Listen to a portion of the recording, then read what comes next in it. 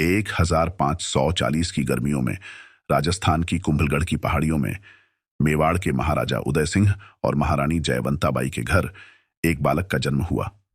उनका नाम रखा गया प्रताप। यह वही बालक था जिसे आगे चलकर महाराणा प्रताप के नाम से जाना गया।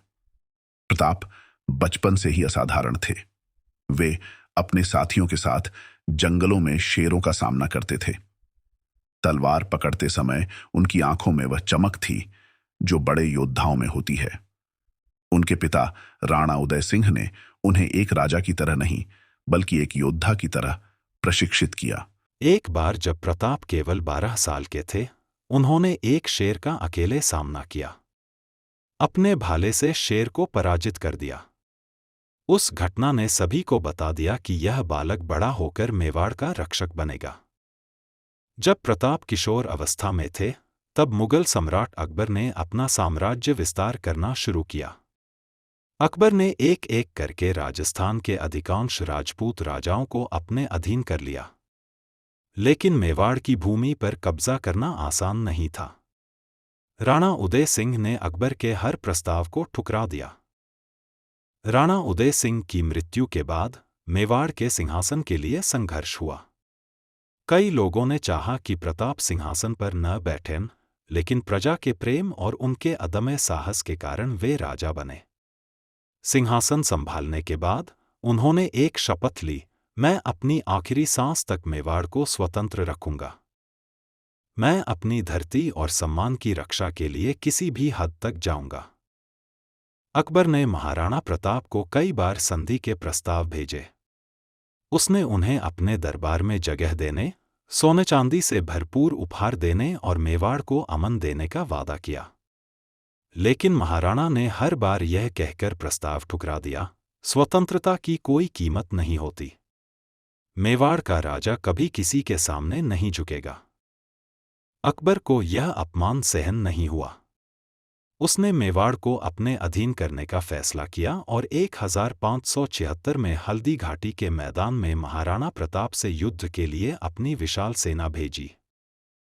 हल्दी घाटी का युद्ध इतिहास में सबसे अद्भुत और भीषण युद्धों में से एक माना जाता है।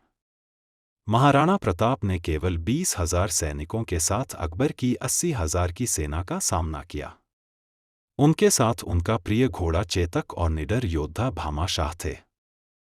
युद्ध के दिन हल्दी घाटी की घाटी धूल और खून से भर गई। महाराणा प्रताप ने अपनी तलवार से दुश्मनों पर कहर बरपा दिया। चेतक बिजली की गति से दुश्मनों के बीच दौड़ता रहा। महाराणा ने दुश्मन के सेनापति मानसिंह पर हमला किया और लगभग उन्हें पराजित कर दिया। लेकिन युद्ध का भाग्य प्रतिकूल रहा। चेतक, जो महाराणा का सबसे प्रिय साथी था, गंभीर रूप से घायल हो गया। अपनी आखिरी सांस तक चेतक ने महाराणा को सुरक्षित स्थान पर पहुंचाया और फिर वीर गति को प्राप्त हुआ।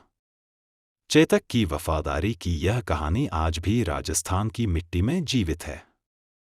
हल्दी घाटी के युद्ध के बाद भी महाराणा प्रताप ने हार नहीं मानी।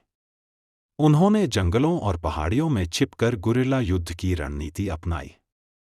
अकबर की विशाल सेना भी महाराणा को पकड़ने में असफल रही। इस कठिन समय में महाराणा और उनके परिवार को कई दिनों तक भूखा रहना पड़ा। उनके बच्चों ने घास की रोटियां खाईं।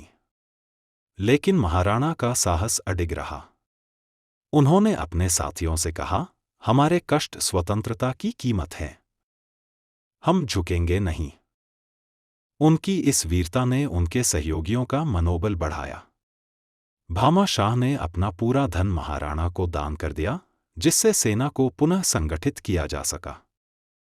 कई वर्षों के संघर्ष और बलिदान के बाद महाराणा प्रताप ने चावंड को अपनी राजधानी बनाया और मेवाड़ के कई क्षेत्रों को मुगलों से मुक्त कर दिया। उनकी रणनीति और साहस ने उन्हें अमर बना दिया। 19 जनवरी 1597 को महाराणा प्रताप ने अंतिम सांस ली। लेकिन उनकी आखिरी इच्छा थी कि मेवाड़ हमेशा स्वतंत्र रहे। उनकी मृत्यु के बाद भी उनकी वीरता की गाथाएं आज भी लोगों को प्रेरित करती हैं।